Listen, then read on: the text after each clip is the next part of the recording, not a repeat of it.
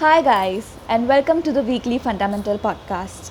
As usual, I will bring the global and domestic market updates along with some stock ideas for you in this episode. So let's jump right in. Let's begin with a look at world and Indian markets landscape. In the 4-day trading week, the market started on a positive note last week, but failed to sustain the gains.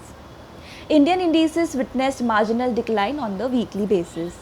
The broader markets, the BSE, mid-cap and small cap too saw weakness during the week. Now with results season behind us, the market will likely keep a tab on domestic and global data including central bank policy measures, inflation, commodity prices and COVID cases. Global markets witnessed volatility as FOMC, that is Federal Open Market Committee meeting minutes, suggested increasing likelihood of tapering of asset purchases in current year 2021. Meanwhile, China kept its benchmark interest rate unchanged.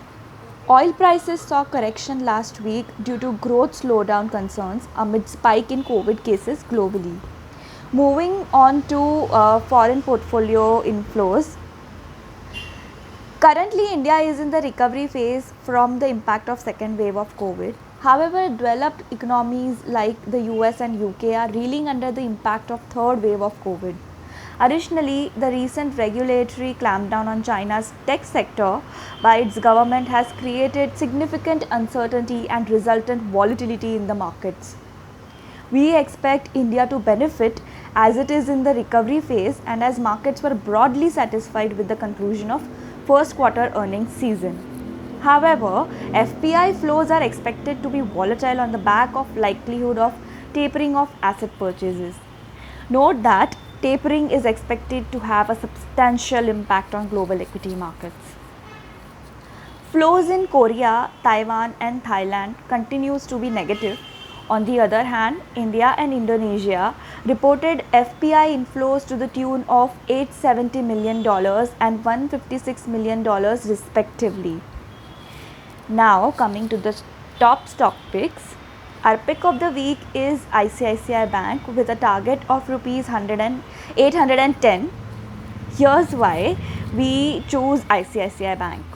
ICICI Bank's balance sheet is one of the strongest among the peers and is well placed to handle COVID related stress.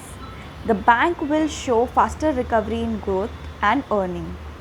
COVID has been a good testing phase for the bank's retail book. The early results suggest that we can view bank's performance with optimism and it is likely to emerge out of crisis with best in class asset quality. We value the bank at a fair value of rupees 810 at 2.6 times adjusted book value and 18 times June 2023 EPS.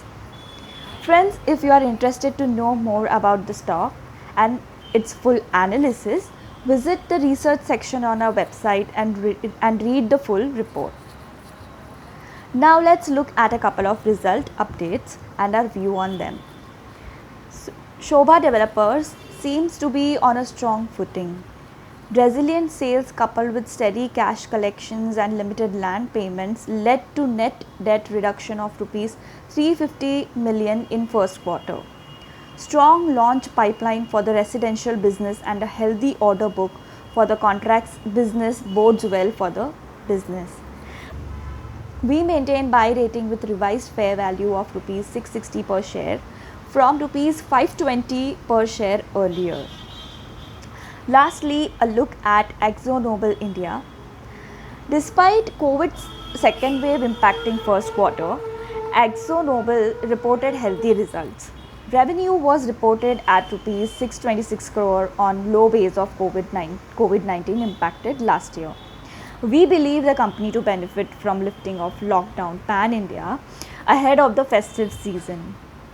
The company's fundamentals and the category are intact with volume-led growth potential and stable margin profile arising from rational competition.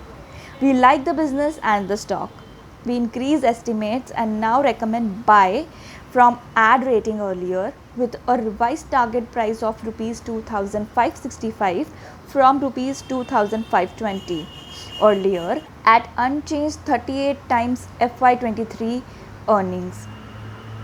So, guys, that's all for today. Stay tuned for more updates next week. Happy investing. Thank you.